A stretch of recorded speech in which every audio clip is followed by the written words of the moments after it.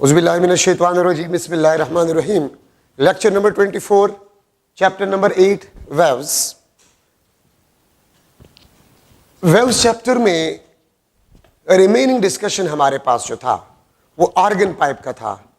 याद रखिए, organ pipe आपके पास वो डिवाइस है जिसमें हम एयर कॉलम को रिजोनेट करते हैं टू प्रोड्यूस अ साउंड, जिसमें हम एयर कॉलम को रेजोनेट करते हैं टू प्रोड्यूस अ साउंड। ठीक है, उसको बेसिकली हम ऑर्गन पाइप कहते हैं। ठीक है, देखिए कभी कभी आप विसल बजाते हैं ना इस तरह, तो इसमें आप देखिए ये आपके पास एयर कॉलम है, एयर कॉलम को रेजोनेट किया जाता है और जब एयर कॉलम रेजोनेट होते हैं तो साउंड प्रोड्यूस करता है। बांसुरी जो है, बांसुरी आप बजाते हैं तो उसमें से एयर कॉलम जब रेजोनेट होगा तब उससे विसल या साउंड प्रोड्यूस होगा, अदरवाइज उससे साउंड प्रोड्यूस नहीं होगा। तो ऑर्गन पाइप वो डिवाइस है जिसमें एयर कॉलम को रेजोनेट किया जाता है टू प्रोड्यूस अ साउंड, तो उसको बेसिकली हम ऑर्गन पाइप कहते हैं। ठीक है, और इसको हम आम जिंदगी में बांसुरी कहते हैं। ऑर्गन पाइप में आप लोगों ने देखा होगा कि लिप होता है, लिप। आप विसल बजाते ना, आप बांसुरी बजाते हैं, लिप में आप एयर जेट भेजते हैं। एयर जेट जाता है, जब वो रिफ्लेक्ट होता है और ओपन माउथ से निकलता है तो वो अपने पीछे रेयरफेक्शन को छोड़ता है। ठीक है, कंप्रेशन हम भेजते हैं, जब वो ओपन माउथ से निकलता है रेयरफेक्शन उससे बन जाता है तो sound wave, air column resonate, sound produce हो जाता है। ठीक है, तो मैं ऑर्गन पाइप के बजाय यहां पर लिख लेता हूं closed pipe, closed organ pipe. ये आपके पास क्लोज्ड पाइप, उसका एक एंड आपके पास क्लोज है और दूसरा आपके पास ओपन, तो ये आपके पास क्लोज्ड पाइप। दूसरा मैं लिख रहा हूं ओपन पाइप, ओपन पाइप, उसके दोनों एंड आपके पास ओपन हो, उसके दोनों एंड आपके पास ओपन हो। ठीक है, देखिए इसका ये साइड ओपन है, ये क्लोज है, इसके दोनों साइड्स आपके पास ओपन है। ये आपके पास string, where string is fixed at both end, ये दोनों एंड पे स्ट्रिंग आपके पास जो है वो फिक्स्ड है। ठीक है, और ये आपके पास string which is fix at one end and free at other end, ये एक एंड से फिक्स है, दूसरे से फ्री है, ये दोनों एंड से आपके पास फिक्स है। तो ये चार एग्जांपल्स मैं कंपेयर कर रहा हूं क्योंकि एमसीक्यूज में चारों से आपके पास क्वेश्चंस आ सकते हैं, तो चारों को एक साथ में अगर हम डिस्कस कर लेंगे तो आपको कंसेप्ट क्लियर हो जाएगा और अगर कोई प्रॉब्लम है तो वो भी हल हो जाएगा। ठीक है, अच्छा, अब जब हम एयर कॉलम को बेचते हैं, जब हम एयर कॉलम को बेचते हैं मतलब एयर को बेचते हैं, तो air will be compress compress compress compress, यहां पर आपके पास डिस्प्लेसमेंट क्या बन जाएगा, जीरो। यह आपके पास डिस्प्लेसमेंट जीरो। अगर मैं डायग्राम से शो करूं, यहां पर आपके पास displacement maximum amplitude, displacement decrease, displacement decrease, और यहां पर डिस्प्लेसमेंट जीरो। जब यहां पर यहां से ये वापस जाएगा, ये वापस आपके पास जाएगा, ठीक है, तो यहां पर जब वापस निकलेगा तो डिस्प्लेसमेंट फिर आपके पास मैक्सिमम, डिस्प्लेसमेंट फिर आपके पास जो है वो मैक्सिमम बन जाता है। यहां पर डिस्प्लेसमेंट मैक्सिमम, यहां पर आपके पास डिस्प्लेसमेंट जीरो, ये आपके पास डिस्प्लेसमेंट जीरो, ये आपके पास डिस्प्लेसमेंट मैक्सिमम। ठीक है, तो देखिए हमारे पास स्टैंडिंग वेव्स में वो पार्ट जहां पर डिस्प्लेसमेंट मैक्सिमम होता है उसको हम एंटी नोड कहते हैं, उसको हम क्या कहते हैं, एंटी नोड कहते हैं। तो याद रखिए, ओपन माउथ पे आपके पास एंटी नोड होगा, डिस्प्लेसमेंट जीरो, तो क्लोज एंड पे आपके पास क्या होगा, नोड होगा। ठीक है, यहां पर आपके पास क्लोज साइड पे नोड और यहां पर आपके पास क्या होगा, ये एंटी नोड, क्योंकि स्टैंडिंग वेव्स में वो पार्ट जहां पर डिस्प्लेसमेंट मैक्सिमम होता है उसको हम एंटी नोड कहते हैं, और जहां पर डिस्प्लेसमेंट जीरो होता है उसको हम नोड कहते हैं, उसको हम क्या कहते हैं, नोड कहते हैं। ठीक है, तो ये आपके पास एंटी नोड, ये आपके पास नोड। ठीक है, तो इसका मतलब ये है कि मैं आपसे अगर पूछ लो कि स्टैंडिंग वेव्स के कितने पार्ट्स में एक नोड होता है और एक एंटी नोड होता है, तो हाफ लूप, हाफ लूप में आपके पास एक नोड होता है और एक आपके पास एंटी नोड होता है। तो क्लोज्ड पाइप में हाफ लूप आपके पास बनता है, हाफ लूप आपके पास बनता है। अच्छा, ओपन माउथ पे हमेशा एंटी नोड होगा और क्लोज एंड पे हमेशा नोड होगा। और देखिए, आप लोगों ने फर्स्ट ईयर प्रैक्टिकल नोटबुक में देखा होगा, हमारे पास दो एक्सपेरिमेंट्स है। ठीक है, द स्पीड ऑफ साउंड और wavelength of sound by using resonance tube. Resonance tube से हम वेवलेंथ ऑफ साउंड को मालूम करते हैं। ठीक है, तो उसमें लिखा गया है कि anti node exactly open mouth पे नहीं होता। मतलब अगर ये आपके पास क्लोज्ड पाइप है, देखिए इसका एक एंड क्लोज है, ये ओपन, तो एंटी नोड एग्जैक्टली यहां पर नहीं होता, बल्कि इससे थोड़ा सा ऊपर होता है, इससे थोड़ा सा ऊपर होता है। और कितना आपके पास ऊपर होता है, अगर आप इस पाइप के डायमीटर को मालूम करें और उस डायमीटर को आप 0.3 के साथ मल्टीप्लाई करें, या इसको लिखा गया है 30% of a diameter, 30% of a diameter. मैं फिर रिपीट कर रहा हूं, अगर आप इस पाइप के डायमीटर को मालूम करें और उसके साथ आप 0.3 मल्टीप्लाई करें, क्या मल्टीप्लाई करें, 0.3 मल्टीप्लाई करें, तो 0.3 times of a diameter of a pipe, ऊपर आपके पास एंटी नोड बनता है। एंटी नोड आपके पास एग्जैक्टली ओपन माउथ पे नहीं होता, इससे थोड़ा सा ऊपर होता है। कितना ऊपर होता है, 0.3 times of a diameter, 0.3 times of a diameter ऊपर आपके पास जो है एंटी नोड बनता है। ठीक है, तो ये बात याद रखिए एमसीक्यूज के लिए, ये भी आपके पास जरूरी है। अच्छा, ओपन माउथ पे एंटी नोड होगा, क्लोज एंड पे हमेशा आपके पास नोड होगा। अब इसके कितने माउथ ओपन है, इसके 2 माउथ ओपन है, तो इसमें 2 एंटी नोड होने चाहिए, तो आपके पास 2 हाफ लूप बन जाएंगे। 2 हाफ लूप, एक हाफ लूप का एंटी नोड, ये आपके पास एक हाफ लूप का एंटी नोड। तो ओपन माउथ पे आपके पास एंटी नोड्स होंगे। तो 2 हाफ लूप, ये भी आपके पास फंडामेंटल फ्रीक्वेंसी पे, ये भी फंडामेंटल फ्रीक्वेंसी पे, ये भी फंडामेंटल फ्रीक्वेंसी पे, ये भी आपके पास फंडामेंटल फ्रीक्वेंसी पे।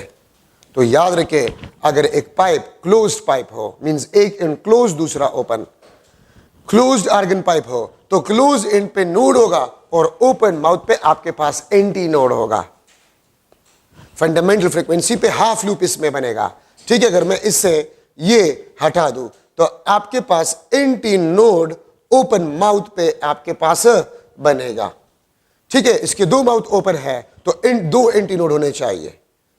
ठीक है, नोड बिल्कुल सेंटर पे आपके पास होगा। ये भी फंडामेंटल फ्रीक्वेंसी पे, लोवेस्ट पॉसिबल फ्रीक्वेंसी पे, ये भी लोवेस्ट पॉसिबल फ्रीक्वेंसी पे, ये भी लोवेस्ट पॉसिबल फ्रीक्वेंसी पे, ये भी लोवेस्ट पॉसिबल फ्रीक्वेंसी। इसमें हाफ लूप से कम लूप नहीं बन सकता, इसमें 2 हाफ लूप से कम लूप्स नहीं बन सकते, इसमें एक कंप्लीट लूप, इसमें आपके पास हाफ लूप। ठीक है, और ये चारों केसेस फंडामेंटल फ्रीक्वेंसी पे आपके पास है। अब देखिए, अगर मैं फंडामेंटल फ्रीक्वेंसीज का मालूम करना चाहूं, F1 is equal to V divide by lambda 1, V divide by lambda 1। ये आपके पास लेंथ ऑफ अ पाइप है, ये आपके पास लेंथ ऑफ अ पाइप है। Length of a pipe means length of the air column in a pipe.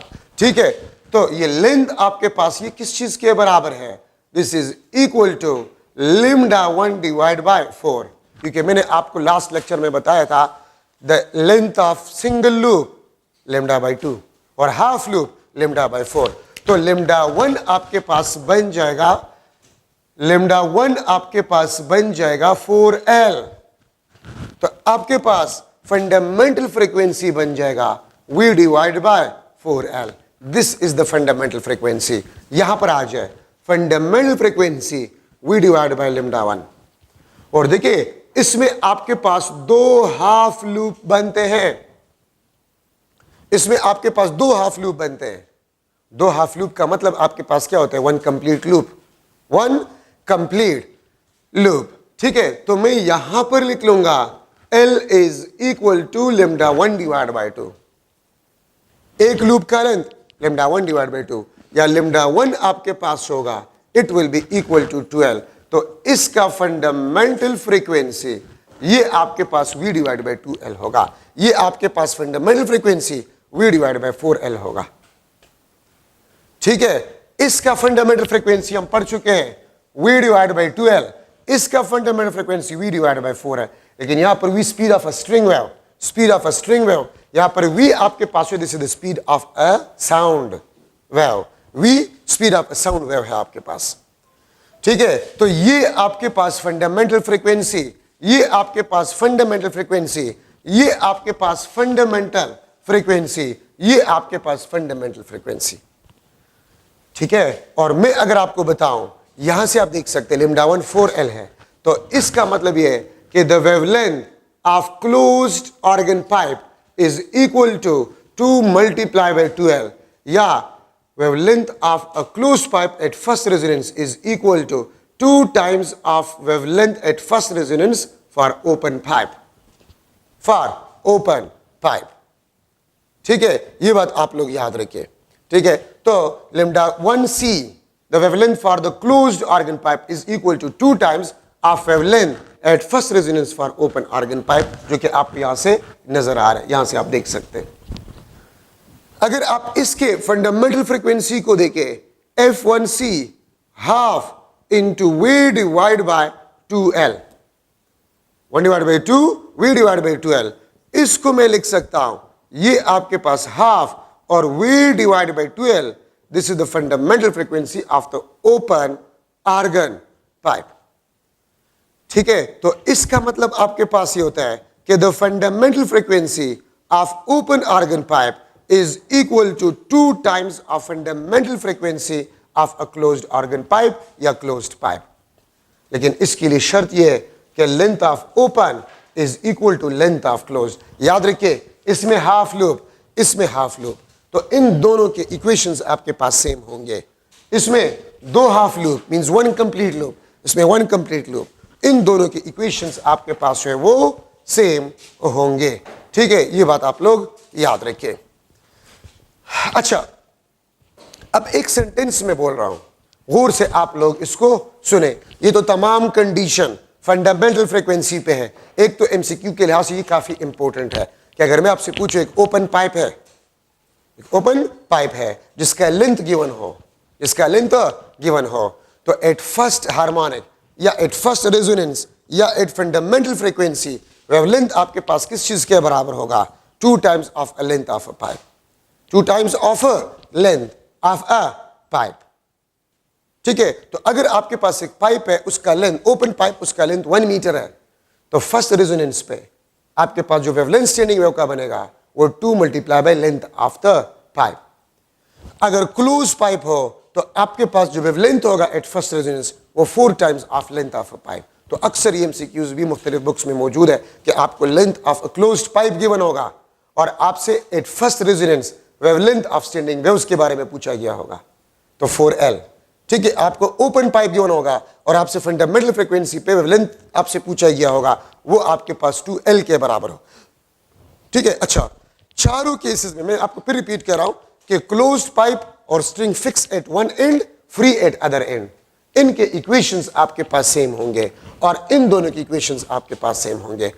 अब मैं एक सेंटेंस बोल रहा हूं, आप गौर से सुने, याद रखिए, चारों केसेस में if each and every time we want to increase the frequency, if each and every time if we want to increase the frequency, so one complete loop will be increases, one complete loop will be increases।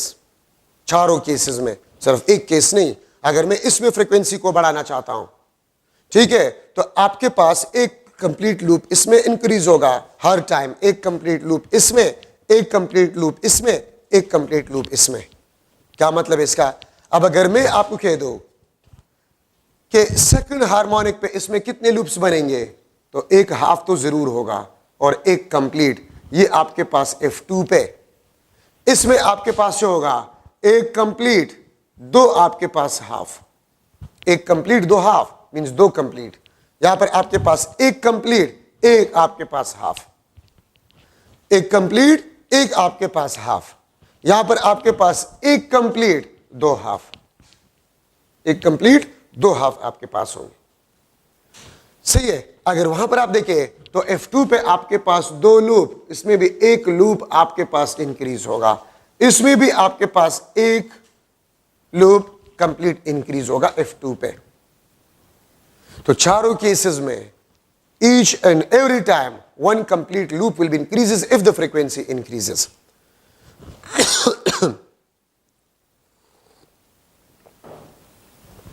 अच्छा, अब अगर आप इसको देखें थोड़ा सा, अब अगर आप लोग इसको देखें F2 पे, ये तो आपके पास सारे फंडामेंटल फ्रीक्वेंसी पे बात थी। अब अगर आपके पास F2 हो सेकंड रेजोनेंस,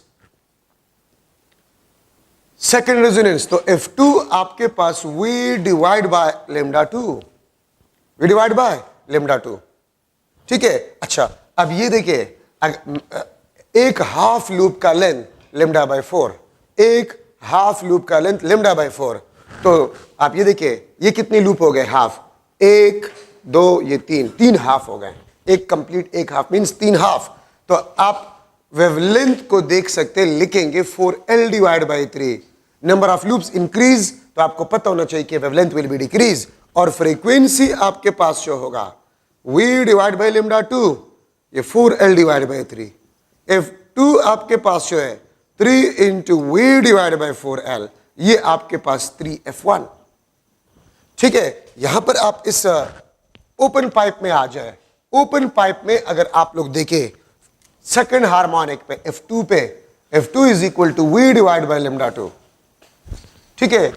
अच्छा, अब आपके पास पहले एक कंप्लीट लूप था या दो हाफ थे, अब दो कंप्लीट है, तो आपके पास जो लेंथ होगा वो 2 लेमडा 2 डिवाइड बाय 2, क्योंकि मैंने आपको कहा था एक कंप्लीट लूप का लेंथ लेमडा बाय 2, सो दो कंप्लीट लूप का लेंथ 2 लेमडा बाय 2, ठीक है, 2 लेमडा बाय 2, या लेमडा 2 में लिखूंगा 12 डिवाइड बाय 2, ठीक है। तो F2 आपके पास V डिवाइड बाय L, या इसको मैं लिख सकता हूं 2 टाइम्स ऑफ F1।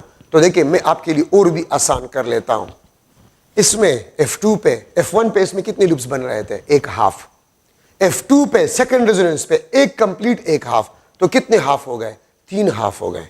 तो पहले एक हाफ, अब 3 हाफ, तो फ्रीक्वेंसी 3 टाइम्स, क्या आपको नजर आ रहा है, फ्रीक्वेंसी 3 टाइम्स। अगर मैं लिख लो F3 थर्ड रेजोनेंस पे एक कंप्लीट लूप और इंक्रीज होगा, एक कंप्लीट लूप और इंक्रीज होगा, एक लूप एक और इंक्रीज होगा, तो 2 लूप्स, 2 कंप्लीट लूप्स और एक हाफ लूप। F3 पे 2 कंप्लीट एक हाफ, कितने हाफ हो गए, 5 हाफ हो गए। तो अगर 5 आपके पास हाफ हो गए तो ये आपके पास 5 टाइम्स F1, ठीक है। और लेमडा 3 आपके पास होगा वो 4L डिवाइड बाय 5 होगा। यहां पर पहले एक F1 पे पहले एक कंप्लीट था, F2 पे 2 कंप्लीट, फ्रीक्वेंसी डबल, और F3 पे 3 लूप्स होंगे, फ्रीक्वेंसी 3 टाइम्स, और वेवलेंथ आपके पास है 2L डिवाइड बाय 3, ठीक है। अब अगर मैं इसको जनरलाइज करूं, Fn is equal to 2n-1 into F1, या 2n-1 V divide bye 4L, ये आपके पास nth हार्मोनिक। 2n-1 क्या शो करते हैं, ऑड। क्यों ऑड, F1 पे एक हाफ, F2 पे 3 हाफ, मतलब एक कंप्लीट एक हाफ मींस 3 हाफ, F3 पे 2 कंप्लीट एक हाफ, तो 2 कंप्लीट 4 हाफ हो गए और एक हाफ 5 हाफ हो गए, तो 5।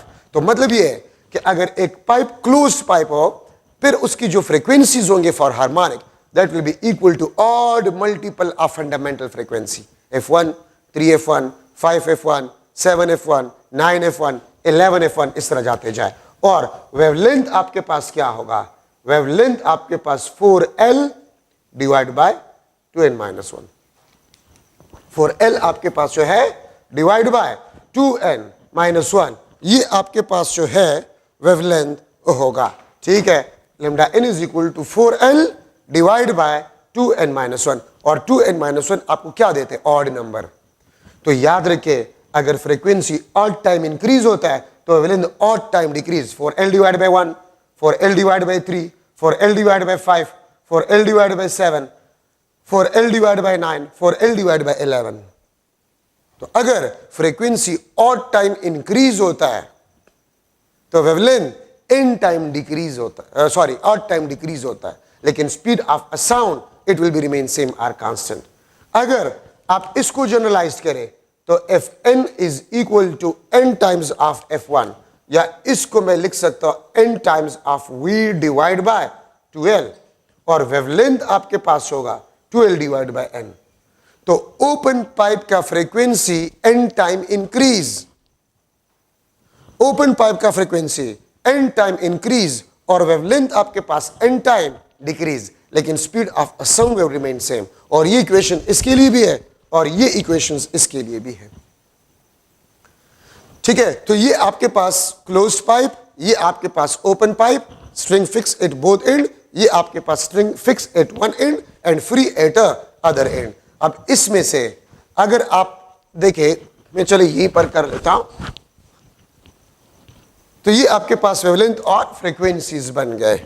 अच्छा, मैंने पहले भी आपको बताया था, ठीक है, कि the fundamental frequency of open organ pipe is equal to 2 times of fundamental frequency of closed organ pipe, अगर ओपन और क्लोज्ड का लेंथ आपके पास क्या हो, सेम हो। अगर ओपन और क्लोज का लेंथ आपके पास सेम हो तो फिर fundamental frequency of open organ pipe is equal to 2 times of fundamental frequency of closed organ pipe. और अगर आप डायग्राम से देखना चाहते हैं तो मैंने लेक्चर के स्टार्ट में कहा था कि फंडामेंटल फ्रीक्वेंसी पे इसमें कितने लूप्स बनते हैं, 2 हाफ बनते हैं फंडामेंटल फ्रीक्वेंसी पे। इसमें कितने बनते हैं, इसमें 1 हाफ बनता है, इसमें 2 हाफ, इसमें 1 हाफ, तो इसमें 2 हाफ, इसका फ्रीक्वेंसी डबल है ना, 2 हाफ तो फ्रीक्वेंसी डबल है इसका, इसके मुकाबले में। ठीक है, so the fundamental frequency of open organ pipe is equal to 2 times of fundamental frequency of a closed organ pipe if the length of open and closed is a same. अच्छा, फिर देखिए, अगर मैं लिख लो Fn C divide by Fno, FNC ये आपके पास क्लोज्ड, ये क्लोज्ड, ये FNC, तो 2n minus 1 into V divide by 4LC divide by FNO, ये आपके पास FNO है, तो ये आपके पास n into V divide by 2L, और L के साथ में O लिख लूंगा। सही है, तो आपके पास बन जाएगा V और ये V, ये आपके पास 2 2 2 जा 4, तो मैं लिख लूंगा FNC divide by FNO, this is equal to 2n minus 1, ये LO ऊपर चला जाएगा, LO डिवाइड बाय ये 2 नीचे आ जाएगा, 2n इंटू LC। और अगर आप लोगों को याद हो, अगर पाइप आपके पास ओपन हो या क्लोज हो तो फंडामेंटल फ्रीक्वेंसी आपके पास, fundamental frequency of closed inversely proportional to the length of a closed pipe. Fundamental frequency of open organ pipe is inversely proportional to the length of open organ pipe. और अगर string हो तो string का भी frequency length के inversely proportional है। अगर string दोनों एंड से फिक्स हो या एक एंड से फिक्स और दूसरे से ओपन, तो फ्रीक्वेंसी आपके पास फंडामेंटल फ्रीक्वेंसी जो होगा वो लेंथ के इनवर्सली प्रोपोर्शनल है। तो देखिए, मैं आपसे ये क्वेश्चन भी कर सकता हूं, एक लेट सपोज ओपन पाइप था, उसका फ्रीक्वेंसी f था, अगर मैं उसको 2 इक्वल हिस्सों में तकसीम करूं तो एक हिस्से का फंडामेंटल फ्रीक्वेंसी क्या बन जाएगा, तो लेंथ हाफ, ओपन पाइप का frequency will be double, frequency will be double. मैं आपसे ये भी पूछ सकता हूं कि लेट सपोज एक ओपन पाइप था, ओपन पाइप, और उसका फ्रीक्वेंसी था f, उसका फ्रीक्वेंसी f था, ओपन पाइप था, फ्रीक्वेंसी f था, अगर उसका मैंने एक एंड क्लोज किया तो फिर फ्रीक्वेंसी क्या होगा, तो आपने एक एंड क्लोज किया, ठीक है, फ्रीक्वेंसी क्या होगा, हाफ हो जाएगा, क्योंकि क्लोज पाइप का फ्रीक्वेंसी ओपन के मुकाबले में हाफ है। ये एमसीक्यूज होते हैं, ये कंसेप्ट होते हैं। पाइप था, ओपन था, उसका फ्रीक्वेंसी f था, अगर उसके एक एंड को हमने क्लोज किया तो क्लोज्ड पाइप बना। और अभी हम पढ़ चुके हैं कि F1O is equal to 2 times of F1C या F1C is equal to F1O divide by 2।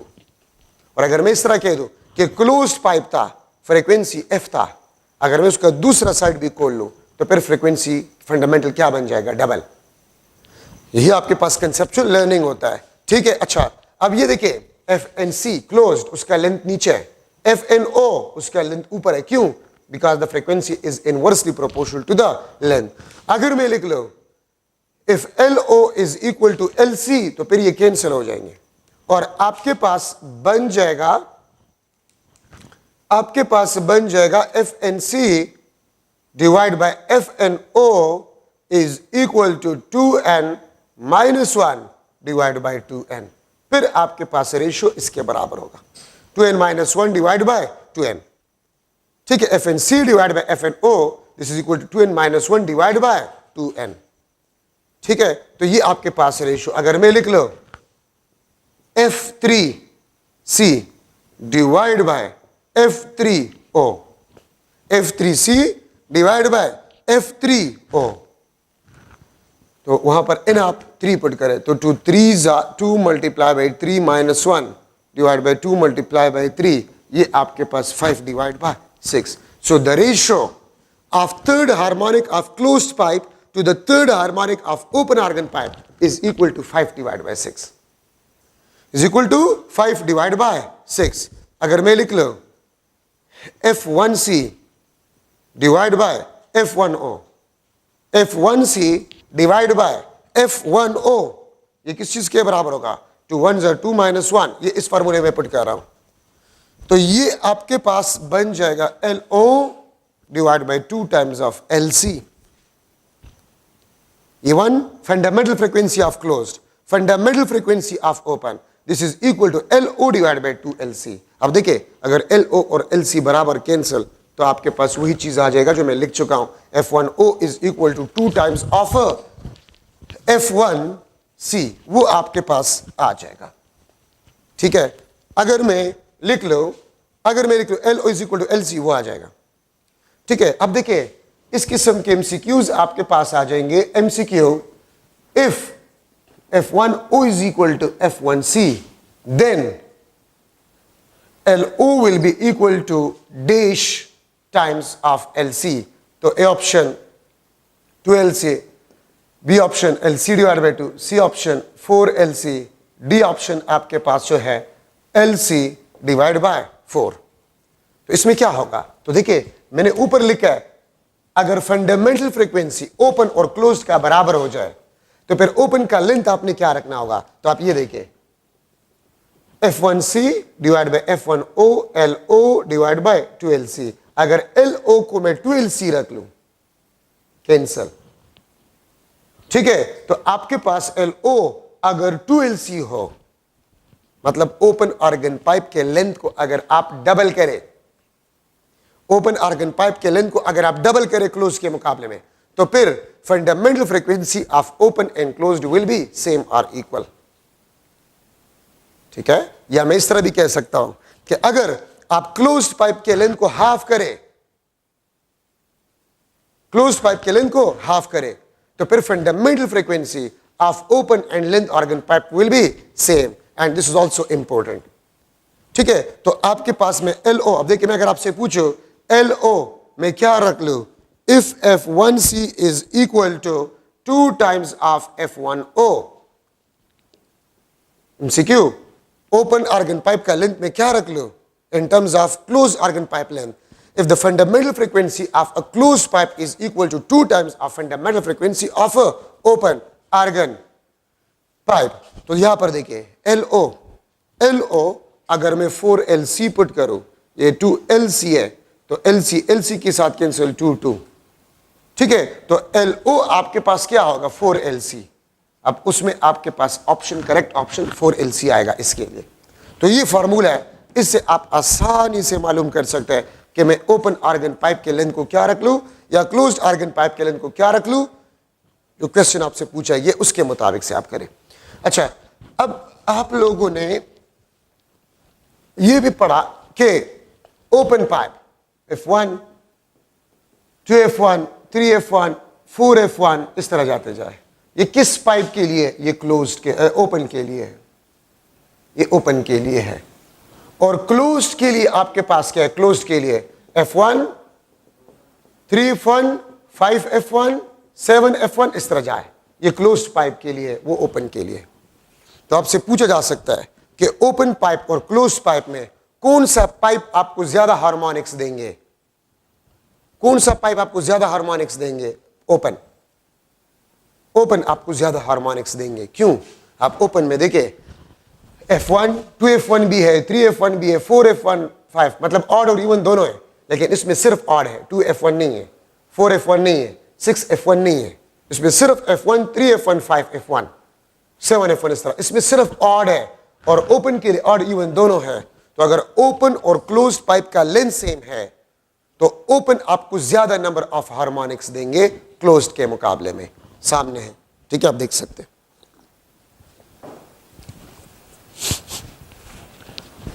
तो ये आपके पास ओपन ऑर्गन पाइप और क्लोज्ड ऑर्गन पाइप में स्ट्रिंग वगैरह में इंपॉर्टेंट डिस्कशन आपके पास बन गए। अच्छा, आप लोगों ने पढ़ा होगा रेजोनेंस ट्यूब। रेजोनेंस ट्यूब आपके बुक में डायग्राम है। ये आपके पास वाटर ट्यूब है,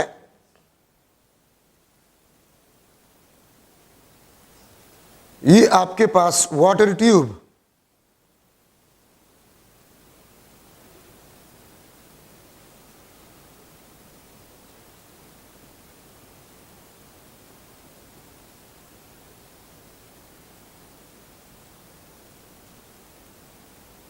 ठीक है। इसमें आपके पास वाटर होता है, इसमें आपके पास क्या होता है? वाटर होता है, ठीक है। वाटर रिजर्वायर को आप ऊपर करते हैं, नीचे करते हैं, यहाँ पर वाटर लेवल आपके पास चेंज होता है।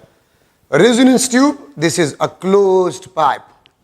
ये देखिए ओपन और यहां से क्लोज्ड है, ठीक है। तो इसमें आपके पास वही फंडामेंटल पे आपके पास हाफ लूप बनेगा। तो इसमें जरूरी पॉइंट्स है आपके पास Ln is equal to 2n-1 into LO, sorry L1। Ln आपके पास क्या है? Ln आपके पास nth रेजोनेंस लेंथ है, nth रेजोनेंस लेंथ। और L1 आपके पास जो है ये फर्स्ट रेजोनेंस लेंथ है।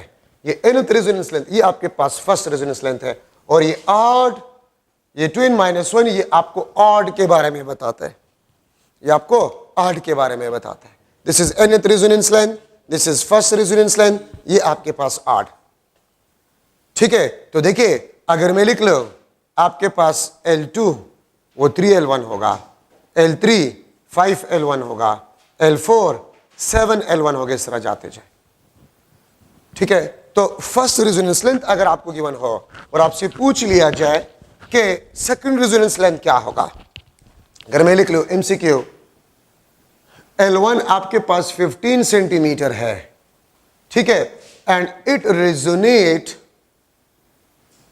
With F1 is equal to 400 hertz. 400 hertz frequency वाले ट्यूनिंग फोर्क के साथ 15 सेंटीमीटर लेंथ रेजोनेट हो जाए, सो मैं आपसे पूछ सकता हूं सेकंड रेजोनेंस लेंथ क्या होगा? सेकंड रेजोनेंस लेंथ आपके पास क्या होगा और इसके लिए रेजोनेटिंग फ्रीक्वेंसी क्या होगा? सेकंड रेजोनेटिंग फ्रीक्वेंसी L3 क्या होगा? थर्ड रेजोनेटिंग लेंथ, और इसका रेजोनेटिंग फ्रीक्वेंसी क्या होगा? ये मुख्तलिफ क्वेश्चन में आपसे पूछ सकते। तो सेकंड रेजोनेंस लेंथ 3L1, ठीक है, ये 45 सेंटीमीटर होगा। F2 3F1 ऑड नंबर है आपके पास, ठीक है, तो F1 400 है, ये 1200 हर्ट्ज। तो 45 सेंटीमीटर 1200 हर्ट्ज के साथ रेजोनेट होगा। 15 सेंटीमीटर अगर 400 हर्ट्ज के साथ रेजोनेट हुआ तो 45 सेंटीमीटर 1200 हर्ट्ज के साथ रेजोनेट होगा। L3 आपके पास जो है ये 5L1, ठीक है, 5L1, और आपके पास 15 मल्टीप्लाई बाय 5, तो ये आपके पास 75 सेंटीमीटर होगा। और ये आपके पास 5F1 2000 हर्ट्ज के साथ ये रेजोनेट होगा। क्यों?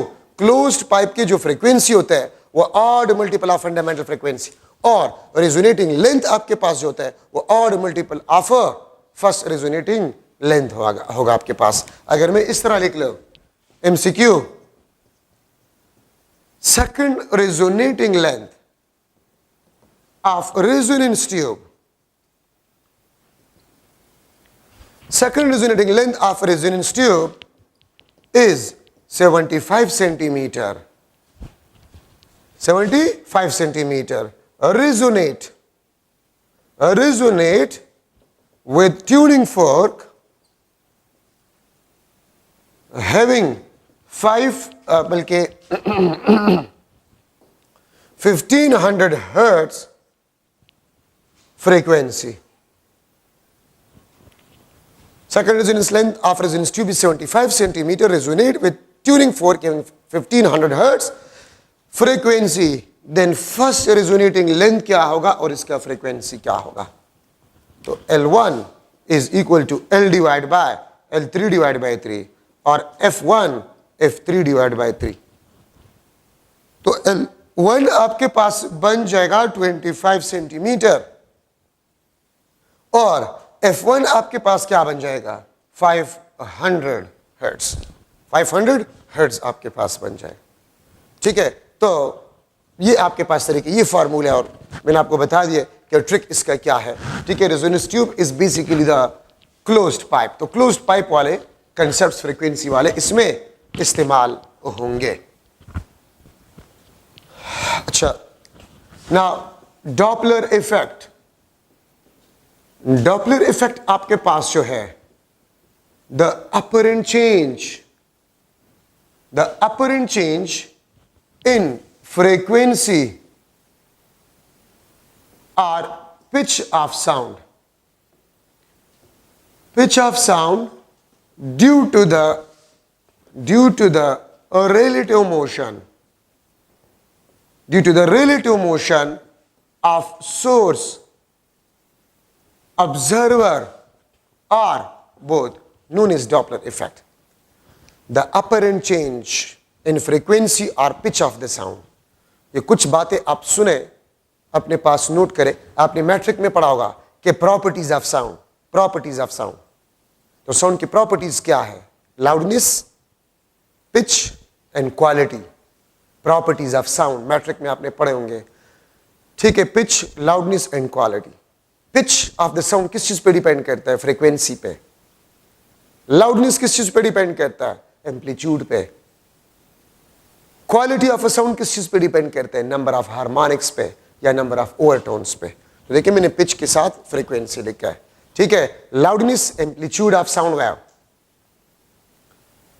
Loudness amplitude of the sound wave, pitch frequency of the sound wave और quality of sound number of harmonics या नंबर ऑफ ओवरटोन। ठीक है, तो फ्रीक्वेंसी में जो चेंज है ये अपरेंट चेंज है, रियलिटी में ये नहीं होता और इसका कास रिलेटिव मोशन है। अपरेंट का मतलब होता है धोखा, नॉट इन रियलिटी। तो आप फ्रीक्वेंसी में जो चेंज ऑब्जर्व करते हैं उसका कास होता है रिलेटिव मोशन। अब इसमें केस 1 में ले रहा हूं, source is moving and observer at rest. तो इसमें आपके पास फ्रीक्वेंसी चेंज का जो कास होता है वो चेंजिंग वेवलेंथ होता है और चेंजिंग वेवलेंथ का आपके पास जो कास होता है वो आपके पास होता है चेंजिंग डिस्टेंस। वो आपके पास चेंजिंग डिस्टेंस होता है। ठीक है, अब इसमें से मैं केस ए ले रहा हूं, सोर्स मूविंग टूवर्ड। देखिए जब सोर्स मोशन करता है तो फ्रीक्वेंसी चेंज का जो कास होता है वो चेंजिंग वेवलेंथ होता है और चेंजिंग वेवलेंथ का कास चेंजिंग डिस्टेंस होता है। अगर सोर्स टूवर्ड मूव कर रहे हैं तो F prime is equal to V divide by V minus V S into F. Nominator denominator से ज्यादा है तो F prime will be greater than F और फ्रीक्वेंसी में चेंज आपके पास होगा it will be equal to positive.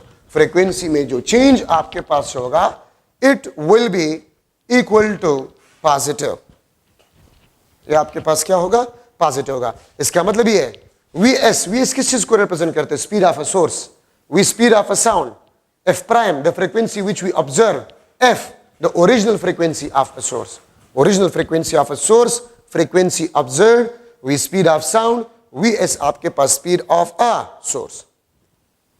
ठीक है, तो ये आपके पास एफ प्राइम। और देखिए इसमें एमसीक्यूज किस किस्म के आपके पास आ सकते हैं। अगर मैं लिख लो source moving toward a stationary observer with half of speed of sound, with half of speed of a sound, then frequency observed will be dash, frequency observed will be dash। ठीक है, 2f f C option f divide by 2 और D option आपके पास 4f। तो देखिए आपने ये formula याद करना होगा। इसमें वीएस आपको बताया गया है कि this is equal to half of speed of sound. तो v माइनस हाफ वी, ये हाफ टू ऊपर चला जाएगा, तो आपके पास आ जाएगा 2f। हम डबल फ्रीक्वेंसी को ऑब्जर्व करेंगे। ठीक है, और इसी में से आपके पास केस बी, ठीक है, source moving away, source moving away, तो फिर आपके पास frequency v divide by v plus V S into F. अब इस केस में आपके पास फ्रीक्वेंसी f प्राइम आपके पास है वो f से कम होगा। ठीक है, और डेल्टा f आपके पास होगा, it will B negative. It means हम फ्रीक्वेंसी में डिक्रीज ऑब्जर्व करेंगे।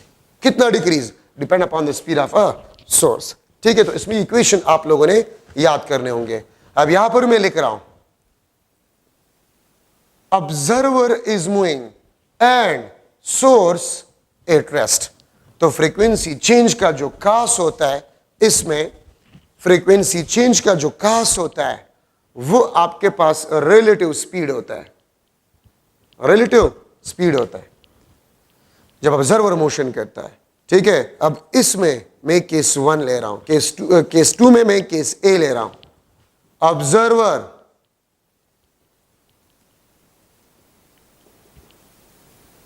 Moving toward, observer moving toward, तो F prime is equal to V plus V observer divide by V into F. ठीक है, ये आपके पास एफ प्राइम, और देखिए नॉमिनेटर डिनोमिनेटर से ज्यादा है तो F prime will be greater than F, और फ्रीक्वेंसी में चेंज हम पॉजिटिव मींस फ्रीक्वेंसी में हम इंक्रीज ऑब्जर्व करेंगे। अगर मैं कह दूं observer is moving toward a stationary source with the speed of sound, तो v plus V 2v divide by v, तो आपके पास v कैंसिल 2f आपके पास फ्रीक्वेंसी आ जाएगा। तो f प्राइम आपके पास होगा वो 2f आपके पास होगा। ठीक है, तो इक्वेशंस आप लोगों ने इसमें याद करने होंगे। ठीक है, इसका ट्रिक मैं आपको नहीं बता सकती, आपने याद करने होंगे। Case B observer moving away, observer moving away, तो फिर आपके पास F prime V minus V observer divide by V into F. ठीक है, और इसमें नॉमिनेटर डिनोमिनेटर से कम होगा, F prime will be less than F, delta F आपके पास होगा, it will be equal to negative. इसका मतलब यह है कि हम फ्रीक्वेंसी में डिक्रीज ऑब्जर्व करेंगे। ठीक है, अगर मैं इस तरह लिख लूं इफ, या ऑब्जर्वर, इफ की जरूरत नहीं है, मूविंग टुवर्ड्स और away from stationary source, observer moving toward और अवे फ्रॉम स्टेशनरी सोर्स, तो फिर क्या होगा? एफ प्राइम, देखिए ये टुवर्ड यहां पर प्लस है, तो v plus V observer divide by v into F. Toward पहले है, अवे बाद में है, तो अवे में देखिए माइनस आता है, दिस इज माइनस, तो प्लस ऊपर है माइनस नीचे है। अगर मैं इसको इस तरह लिख लूं observer moving away or toward from stationary source. अब देखिए यहां पर अगर देखें टूवर्ड पहले था, अवे बाद में था, अब यहां पर अवे पहले है। तो अगर अवे पहले तो एफ प्राइम आपके पास जो होगा वी अवे पहले V minus V observer divide by V into F, और टूवर्ड बाद में है तो प्लस नीचे, प्लस नीचे। देखिए यहां पर प्लस ऊपर था, माइनस नीचे था, यहां पर माइनस ऊपर है, प्लस नीचे है। तो एक छोटा सा पॉइंट अक्सर इसमें स्टूडेंट्स कंफ्यूज हो जाता है। अगर मैं एमसीक्यू बना लूं, if observer is moving towards or away from stationary source then the frequency observed will be dash. ये ए ऑप्शन, ये बी ऑप्शन, सी कुछ और, डी कुछ और, ये आंसर होगा, ये वाला नहीं। टुवर्ड पहले है तो प्लस ऊपर, क्योंकि टुवर्ड में प्लस आता है, टुवर्ड में प्लस आता है, ये देख सकते हैं, तो प्लस ऊपर। अवे में माइनस आता है, अवे नीचे। और अगर अवे पहले हो टुवर्ड्स बाद में हो तो V minus plus V observer divide by V into F. ठीक है, तो फिर आपने ये लिखना होगा। अगर मैं लिख लू both observer and source moving towards or away, both observer and source moving toward are away, तो f प्राइम v toward पहले है तो v प्लस v ऑब्जर्वर, और सोर्स के लिए v minus V S into F. ये towards पहले है तो मैंने टुवर्ड्स वाले केसेस पहले लिख लिए। अवे बाद में है तो इसके नीचे माइनस और इसके नीचे प्लस। अगर मैं अवे पहले करूं टुवर्ड बाद में तो इसका माइनस ऊपर, प्लस नीचे, इसका प्लस ऊपर, माइनस नीचे। तो एक छोटा सा पॉइंट होता है, इसको आप जहन में बैठा दें। ठीक है, अगर टुवर्ड्स पहले हो तो ऊपर वाले साइन जो होंगे, अगर टुवर्ड्स पहले तो ऊपर वाले साइन टुवर्ड्स वाले होंगे, अवे बाद में तो नीचे वाले अवे के लिए जो साइंस है वो होंगे। This is the important points in a Doppler effect. और याद रखिए डॉपलर इफेक्ट आपके पास जो होता है, डॉपलर इफेक्ट आपके पास जो होता है, this is not only for the sound wave, ये लाइट वेव्स के लिए भी इस्तेमाल होते हैं। रडार सिस्टम, सोनार्स, ठीक है, स्पीड ऑफ व्हीकल्स जो मेजर किए जाते हैं, ठीक है, वो बेसिकली डॉपलर इफेक्ट के प्रिंसिपल पे काम करते हैं। अगर मैं आपसे पूछूं एक स्टार था, वो पहले रेड नजर आ रहा था, रेड, और फिर कुछ दिनों बाद हमने देखा वो व्हाइट नजर आ रहा है। पहले रेड फ्रीक्वेंसी कम, व्हाइट का फ्रीक्वेंसी ज्यादा होता है, इसका मतलब है लाइट की फ्रीक्वेंसी बढ़ रही है। तो अगर फ्रीक्वेंसी बढ़ रही है इसका मतलब है कि स्टार और अर्थ के दरमियान डिस्टेंस डिक्रीज हो रहा है, रिलेटिव डिस्टेंस डिक्रीज हो रहा है। और अगर एक स्टार आपको व्हाइट नजर आ रहा था लेकिन कुछ दिनों बाद आप उसको देख रहे वो रेड नजर आ रहा है, तो रेड का फ्रीक्वेंसी व्हाइट से कम होता है, फ्रीक्वेंसी डिक्रीज। इसका मतलब होता है कि the distance between star and earth is a decreasing. तो डॉपलर इफेक्ट लाइट वेव्स के लिए भी है, सिर्फ साउंड वेव्स के लिए नहीं है। ठीक है, तो आपका चैप्टर नंबर 8 भी इंशाल्लाह खत्म हो गया। 9 चैप्टर हम शुरू करेंगे। उम्मीद है तमाम पॉइंट्स जो एमसीक्यूज लिहाज से जरूरी है वो मैंने आपको बता दिए। इंशाल्लाह कोई प्रॉब्लम आपको नहीं होगा। Thank you so much.